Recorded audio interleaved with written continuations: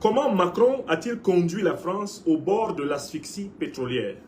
Il a conduit la France au bord de l'asphyxie pétrolière par 3 décisions qui lui ont été fatales tout au long de ses 2 mandats, dont le dernier s'achève en mai 2027. Voici les 3 décisions fatales qui expliquent la situation de la France. D'abord, Emmanuel Macron, qui est un homme relativement jeune, n'a pas pris à bras le corps la responsabilité de décoloniser la République française, c'est-à-dire d'être le président de la fin de la France-Afrique. Il a poursuivi inexorablement cette vieille politique avec des méthodes et des manières tellement grossières qu'il a réussi à exaspérer la totalité des dirigeants africains, y compris les valets et les vassaux de la France. Il a réussi cette chose incroyable de se mettre à dos tous les dirigeants africains.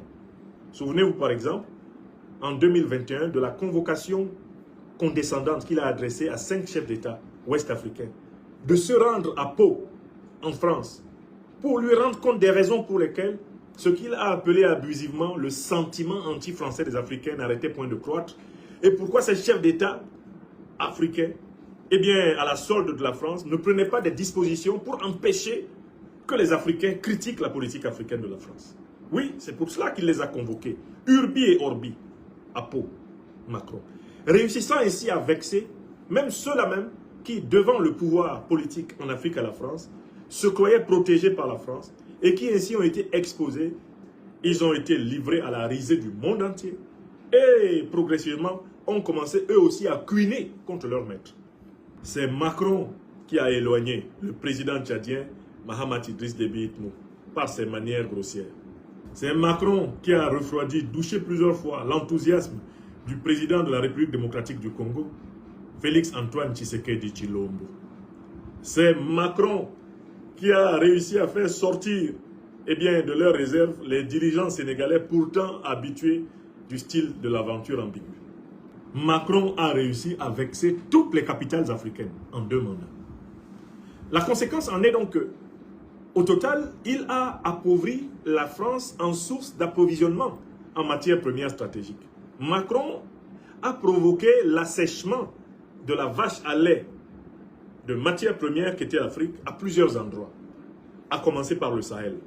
Partout à travers le continent africain, les peuples font pression sur les palais pour que les palais mettent fin aux accords léonins, aux accords iniques, aux accords coloniaux, et que les peuples exigent de tous les partenaires étrangers qu'ils payent à juste prix les richesses qu'ils emportent. C'est la faute à Macron si cette boîte de Pandore a été ouverte partout. Au point qu'il n'y a pratiquement pas un pays africain où les dirigeants ne se soient autorisés de taper sur Macron.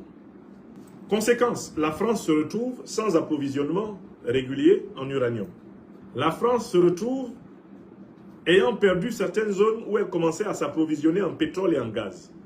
La France se retrouve coupée de plusieurs projets qui auraient pu lui permettre, à moyen ou à long terme, de s'assurer à travers l'Afrique une certaine autonomie énergétique continue. Ça, c'est Macron. Mais M. Macron, alias M. Lagaffe, le chef de la junte néocolonialiste française, ne s'est pas arrêté à cela. Il a aggravé le cas de la France en ouvrant un autre front. La guerre déclenchée par les sionistes qui tiennent les États-Unis d'Amérique à travers leur deep state.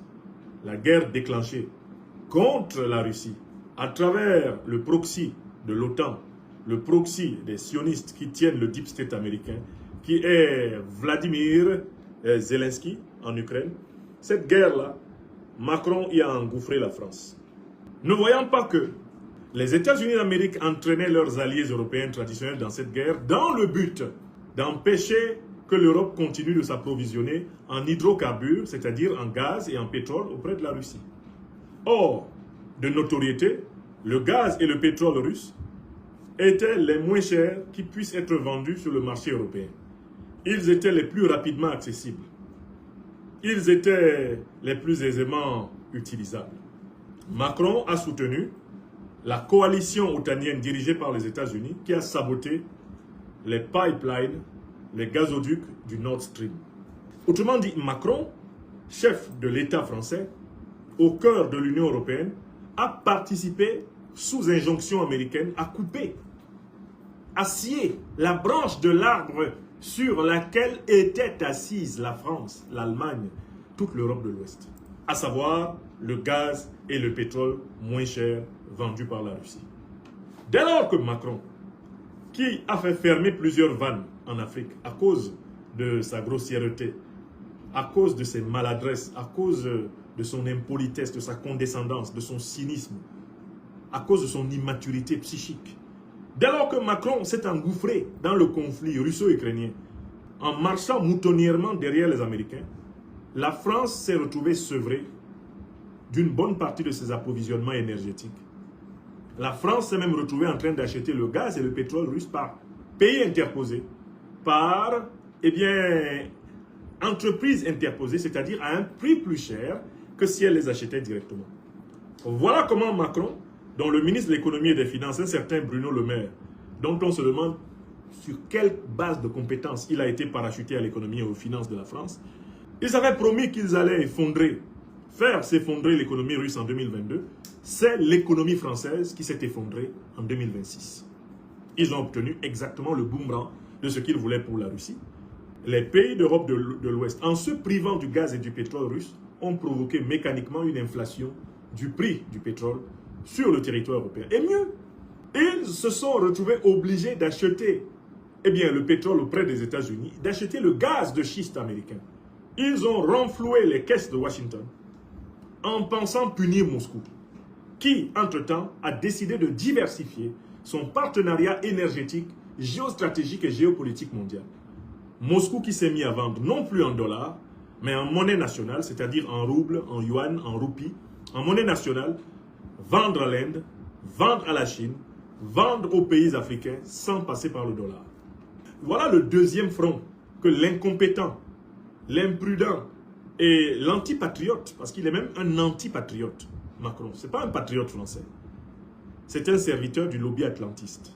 Voilà le deuxième front qu'il a ouvert et qui a mis la situation énergétique de la France au rouge. Mais il ne s'est pas arrêté là, jamais 203. Dans sa diagonale du fou, il a ouvert un troisième front. Et là-bas, personne ne l'a invité. C'est-à-dire que le chef de l'alliance otanienne, le chef de l'État américain Donald Trump, mené par le bout du nez par le lobby sioniste américain du Deep State, le lobby epsteinien, s'est retrouvé dans l'obligation, une fois de plus, d'aller faire la guerre contre l'Iran, après avoir toléré le génocide palestinien. Donald Trump a pris l'armada américaine, avec tous ses fleurons les plus puissants. Il a foncé au Moyen-Orient, il a même foncé dans le Golfe Persique, dans l'espoir de défoncer les gardiens de la révolution de l'Iran. On a entendu Donald Trump demander à certains de ses alliés de se mettre avec lui. Mais je n'ai pas entendu un seul appel de Donald Trump à Emmanuel Macron, président de la République française. Je n'ai pas entendu une seule demande explicite de Donald Trump à la France dans la campagne militaire israélo-américaine contre l'Iran. Voilà que quelqu'un qu'on n'a pas invité s'invite aussi dans l'affaire. Alors, vous êtes à Douala, au Cameroun, et vous souhaiterez mettre votre domicile, votre entreprise entre les mains d'une entreprise de sécurité privée professionnelle disposant des agents de sécurité entraînés. Alors, voici la solution à votre problème. Contactez rapidement la société Sunshine Security Service qui se chargera de mettre à votre disposition du personnel entraîné, formé et professionnel qui se chargera de sécuriser vos biens et personnes 24 heures sur 24. Le lien est dans la barre de description. Les numéros s'affichent à l'écran. Contactez-les et vous aurez rapidement un devis estimatif selon votre site.